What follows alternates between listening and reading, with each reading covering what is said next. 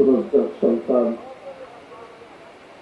যে বাবা আদর ভালোবাসা দিয়ে আমাদেরকে বড় করেছে, যে বাবার ভালোবাসা দিয়ে, যে বাবা এক বছর রাখতে আমাদের খাইয়েছেন, সে বাবার আজকে ফাটিয়ে শরীর, বাবা হারানোর বেদনা আমরা যারা এটিম তারা জানি।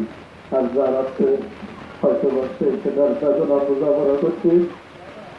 আজকে আপনারা দূরান্ত থেকে এখানে এসেছেন, আজকে এখানে আমরা এসেছি, আপনারা এসেছেন, আমার আব্বার মাত্রার কামনার জন্য আপনাদেরকে দাওয়াত করেছি। আমি গত 2 দিন আগে একটি জানাজা নামাজে গিয়েছিলাম, সেখানে একটি মাসলা জানতে পারলাম যে তোমার পূর্বপুরুষ যারা বাবা মা আত্মীয় স্বজন যারা তাদের সাথে চলাফেরা করেছে